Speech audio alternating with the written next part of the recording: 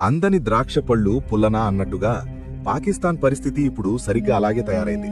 తన పక్కనే ఉన్న ఆఫ్ఘనిస్తాన్లో తన పప్పులు ఉడకకపోయేసరికి మన భారతదేశం చేస్తున్న పనులను చూసి ఓర్వలేక ఏడుస్తోంది. అసలు ఈ ప్రపంచంలో ఎప్పుడు ఏం జరుగుతుందో అర్థం కావట్లేదు గాని 2026 జనవరి నెల మాత్రం హిస్టరీలో నిలిచిపోయేలా ఉంది. ఒకవైపు మన ట్రంప్ మామ తన ట్యాక్స్లతో ప్రపంచ దేశాలన్నింటినీ ఒక ఆట ఆడిస్తుంటే, అటు చైనా వాడేమో దొంగచాటులో తవ్వుకుంటూ పోతుంటే, ఈ గందరగోళం మధ్యలో మన భారతదేశం ఒక రేంజ్లో సైలెంట్ గా తన పని తాను కానిచ్చేసింది. ఊరు పమ్మంటుంది కాడు రమ్మంటుంది అన్నట్టుగా ఉన్న ఆఫ్ఘన్ ప్రజల పరిస్థితిని చూసి అగ్రరాజ్యాలు కూడా తలుపులు వేసుకుని కూర్చుంటే, మన భారత్ మాత్రం మేమున్నామంటూ సంజీవిని లాంటి హెల్ప్ పంపింది. నిజం చెప్పాలంటే కుక్కతోక వంకర అన్నట్టుగా పాకిస్తాన్ ఎప్పుడూ ఆఫ్ఘనిస్తాన్ విషయంలో ఏదో ఒక కుతంత్రం చేస్తూనే ఉంటుంది. కానీ ఈసారి సీన్ కంప్లీట్ గా రివర్స్ అయిపోయింది.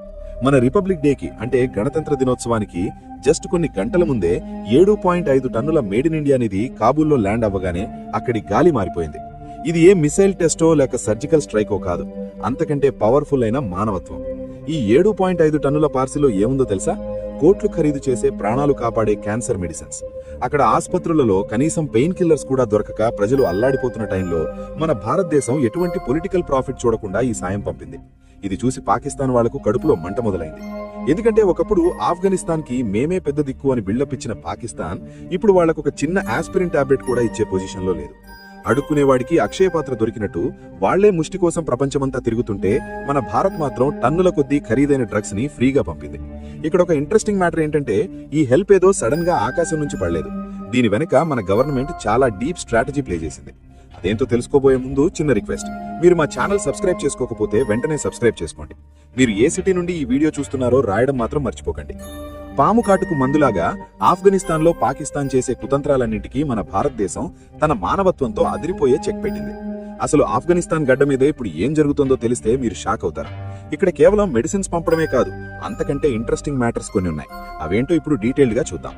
అత్త మీద కోపం దుత్త మీద చూపించినట్టు ఒకప్పుడు అమెరికా వాళ్లు ఆఫ్ఘనిస్తాన్ నుండి పారిపోయేటప్పుడు వాళ్ళ ఆయుధాలన్నీ అక్కడే వదిలేసి వెళ్లారు. కానీ మన భారతదేశం మాత్రం అక్కడి ప్రజలకు ఉపయోగపడే పార్లమెంట్ బిల్డింగ్ ని, సల్మా డ్యామ్ ని కట్టి వాళ్ల హృదయాల్లో శాశ్వత స్థానం సంపాదించుకుంది. ఇప్పుడు పంపిన ఈ 7.5 టన్నుల క్యాన్సర్ మెడిసిన్ గురించి ఒక క్రేజీ మ్యాటర్ ఉంది. నిజానికి ఆఫ్ఘనిస్తాన్ లో ఈ మెడిసిన్ క్వాలిటీ చెక్ చేయడానికి సరైన ల్యాబ్స్ కూడా లేవు. కానీ మన మేడ్ ఇన్ ఇండియా బ్రాండ్ మీద వాళ్లకు ఎంత నమ్మకం ఉందంటే, ఎటువంటి టెస్టులు లేకుండానే ఆ మందులను నేరుగా ఆసుపత్రులకు పంపిణీ చేసేస్తున్నారు. నమ్మబలికిన వాడే గొంతు కోస్తాడు అన్నట్టు పాకిస్తాన్ ఎప్పుడూ వాళ్లకు నకిలీ మందులను సప్లై చేసేది. అందుకే ఇప్పుడు మన ఒరిజినల్ మెడిసిన్ చూసి అక్కడి డాక్టర్లు కూడా ఫిదా అయిపోతున్నారు. లాస్ట్ ఇయర్ డిసెంబర్లో ఆఫ్ఘనిస్తాన్ హెల్త్ మినిస్టర్ మౌల్వీ నూర్ జలాలి మన ఆయుష్ మినిస్టర్ ప్రతాప్ రావ్ జాధవ్ ని కలిశారు. ఆ మీటింగ్ లో వాళ్లు మన ఆయుర్వేదం, యునానీ మెడిసిన్ కావాలని అడిగారు. అంటే ఆలోచించండి, గడ్డపారం మింగి సొంటి కషాయం అడిగినట్టుగా వాళ్లకు మన ట్రెడిషనల్ మెడిసిన్ మీద అంత నమ్మకం పెరిగింది. అమెరికా పారిపోయింది, చైనా ఏమో అక్కడ ఉన్న లిథియం, కాపర్ గనుల కోసం కక్కుర్తి పడుతోంది. కానీ మన భారత్ మాత్రం అక్కడి ప్రజల హార్ట్స్ గెలుచుకోవడానికి ట్రై చేస్తోంది. దీన్నే సాఫ్ట్ పవర్ అంటారు. ఏ అణుబాంబు చేయలేని పనిని ఈ మందుల విమానం చేసేసింది. అసలు మన భారతదేశం ఫార్మసీ ఆఫ్ ద వరల్డ్ అని ఊరికే అనలేదు. కరోనా టైంలో వ్యాక్సిన్లిచ్చి ఎలాగైతే గ్లోబల్ లీడర్ గా నిలిచామో, ఇప్పుడు 2026లో కూడా అదే బిహేవియర్ కంటిన్యూ చేస్తున్నాం. పాకిస్తాన్ ఎప్పుడు ఆఫ్ఘనిస్తాన్ ను తన స్ట్రాటజిక్ డెప్త్ లాగా వాడుకోవాలని చూస్తుంది. అంటే వాళ్ళు చెప్పినట్టుగా కాబుల్ డాన్స్ చేయాలని. కానీ భారత్ చేసిన ఈ హెల్ప్ వల్ల ఇప్పుడు కాబుల్ మంత్రులకు కూడా అర్థమైంది, కష్టకాలంలో చెయ్యి అందించేవాడే అసలైన ఫ్రెండ్ అని. పాకిస్తాన్ దగ్గర ఇప్పుడు గడ్డి తినడానికి కూడా డబ్బులు లేవు, కానీ మన మీద కుట్రలు చేయడానికి మాత్రం వెనకాడదు. అయితే మన గవర్నమెంట్ మాత్రం చాలా క్లారిటీగా ఉంది. సరిహద్దుల్లో బుల్లెట్లతో సమాధానం చెబుతూనే మానవత్వం విషయంలో మాత్రం అందరికంటే ముందుంటుంది. రణధీర్ జైస్వాల్ సోషల్ మీడియాలో ఈ ఇన్ఫర్మేషన్ షేర్ చేయగానే అది ఇంటర్నేషనల్ మీడియాలో ఒక బాంబులాగా పేలింది. గతంలో నవంబర్ 2025లో కూడా మన దేశం 73 టన్నుల మెడిసిన్స్, వ్యాక్సిన్లు, ఇంకా 20 అంబులెన్స్లను పంపింది. ఆ అంబులెన్సుల మీద మన త్రివర్ణ పతాకం కాబూల్ వీధుల్లో తిరుగుతుంటే అది చూసి పాకిస్తాన్ కు పిచ్చి పట్టినంత పనవుతోంది. అమెరికా పారిపోయినా, యూరప్ తన గోలలో తానున్నా, మన భారతదేశం మాత్రం అక్కడి ప్రజల గురించి పట్టించుకుంటోంది. బిజినెస్ మ్యాన్ కి వరల్డ్ లీడర్ కు ఉన్న డిఫరెన్స్ ఇదే. చైనాకు కావాల్సింది కేవలం అక్కడి నేల లోపల ఉన్న సంపద, కానీ మనకు కావాల్సింది అక్కడి మనుషుల క్షేమం. అందుకే ఆఫ్ఘనిస్తాన్ ప్రజలు ఇప్పుడు మా పొరుగున ఉన్న పాకిస్తాన్ మమ్మల్ని చావనానికి వదిలేసింది, కానీ భారత్ మమ్మల్ని ఆదుకుంది అని ఓపెన్ గా చెబుతున్నారు. ఇది మన దేశానికి దక్కిన బిగ్గెస్ట్ డిప్లొమాటిక్ విక్టరీ. ఇక ఈ 7.5 టన్నుల క్యాన్సర్ మందుల గురించి చెప్పాలంటే ఇవి ప్రపంచంలోనే అత్యంత ఖరీదైనవి. ఒక ఆఫ్ఘాన్ తల్లి తన కొడుకు ప్రాణాలు కాపాడుకోవడానికి ఆసుపత్రిలో ఏడుస్తుంటే అకస్మాత్తుగా భారత్ నుండి మందులు వచ్చాయని తెలిస్తే ఆమెకు కలిగే సంతోషం మనం మాటల్లో చెప్పలేం. ఆ తల్లుల దీవెనలే మన దేశాన్ని ఈరోజు ఇంత స్ట్రాంగ్ గా ఉంచాయి. ఒక్కో ప్యాకెట్లో మందులతో పాటు మన దేశపు నమ్మకాన్ని కూడా ప్యాక్ చేసి పంపారు. హనుమంతుడు సంజీవని తెచ్చినట్టు మన ఎయిర్ ఫోర్స్ విమానాలు కాబూల్లో ల్యాండ్ అయ్యి ఈ మందులను అందించాయి. ఈ మొత్తం ప్రాసెస్ లో మన హెల్త్ మినిస్టర్ జేపీ నడ్డా గారు కూడా కీలక పాత్ర పోషించారు. ఇది కేవలం ఒక డెలివరీ కాదు, ఇది ఒక దేశం గౌరవం. మొత్తానికి చూస్తే అత్త మీద కోపం దుత్త మీద చూపించినట్టు పాకిస్తాన్ తన ఫెయిల్యూర్స్ ని కవర్ చేసుకోవడానికి ఏవేవో సాకులు వెతుక్కుంటోంది. కానీ మన భారతదేశం మాత్రం తన స్టైల్లో దూసుకుపోతోంది. రిపబ్లిక్ డేకి ముందు మన దేశం ఇచ్చిన ఈ గిఫ్ట్ ఆఫ్ఘనిస్తాన్కే కాదు, మొత్తం ప్రపంచానికే ఒక మెసేజ్. పరిస్థితులు ఎంత దారుణంగా ఉన్నా మన చుట్టూ ఉన్న వాళ్లను ఆదుకోవడం మన ధర్మం అని భారతీయులు మరోసారి నిరూపించారు. అమెరికా ప్రెసిడెంట్ ట్రంప్ కూడా మన దేశం చేస్తున్న ఈ పనులను చూసి ఆశ్చర్యపోతున్నారు. ఎందుకంటే ఎవరికీ సాధ్యం కాని పనిని మన దేశం చాలా స్మూత్ గా చేసేస్తోంది. ఏ ఎండకు ఆ గొడుగు పట్టే లోకమిది. కానీ భారతదేశం మాత్రం తన విలువలను ఎప్పుడూ వదులుకోదు.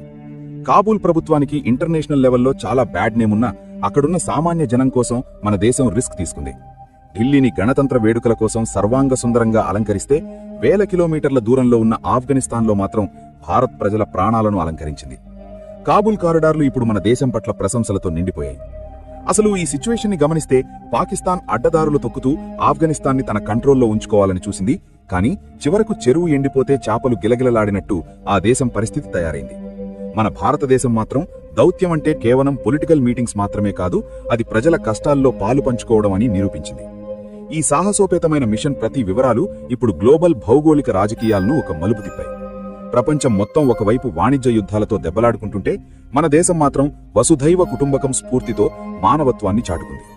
Foreign minister ambassador Randhir Jaiswal ఈ గుడ్ న్యూస్ చెప్పినప్పుడు ప్రపంచంలోని చాలా దేశాలు మన దేశం ధైర్యాన్ని చూసి ఆశ్చర్యపోయాయి. ఏ దేశం కూడా తన విమానాన్ని అక్కడ దింపడానికి సాహసించని టైంలో భారత్ ఆ పని చేసి చూపించింది. ఇది నిజంగా 2026లో అతిపెద్ద సాఫ్ట్ పవర్ విజయమే. చివరగా ఒకటి చెప్పాలి, ఇల్లు కాలి ఒకడు ఏడుస్తుంటే చుట్ట కాల్చుకోవడానికి ఇంకొకడు వచ్చాడన్నట్టు చైనా బిహేవియర్ ఉంటే ఆ ఇల్లు ఆర్పడానికి నీళ్లతో వచ్చిన గొప్ప మనసు మన భారతదేశంది. ప్రభుత్వాలు మారవచ్చు, కానీ సంబంధాల బంధాలు, మానవత్వం, మతం ఎప్పటికీ మారవు అని మన దేశం చాటి చెప్పింది. కాబూల్లోని ప్రస్తుత ప్రభుత్వం కూడా మన దేశం ముందు తల వంచక తప్పలేదు. ఇది మన దేశపు గొప్పతనం, మన సంస్కృతి. కాబూల్ వీధుల్లో ఎగురుతున్న మన అంబులెన్స్ జెండా, మనం అందించిన మెడిసిన్, ఆ రోగుల కళ్లల్లో కనిపిస్తున్న ఆశ, ఇవే మన దేశాన్ని విశ్వగురువుగా నిలబెడుతున్నాయి. ఈ వీడియో చూస్తున్న ప్రతి ఒక్కరూ గర్వంగా ఫీల్ అవ్వాల్సిన మూమెంట్ ఇది. మన దేశం ఎప్పుడూ ఇలాగే ముందుకు సాగాలని కోరుకుందాం. మీకు ఈ వీడియో నచ్చితే వెంటనే లైక్ చేయండి. అలాగే మన దేశం చేసిన ఈ గ్రేట్ వర్క్ గురించి మీ ఒపీనియన్ కామెంట్స్ లో తెలియజేయండి. మన దేశపు జెండా ఎప్పుడూ ఇలాగే రెపరెపలాడాలి. జై హింద్.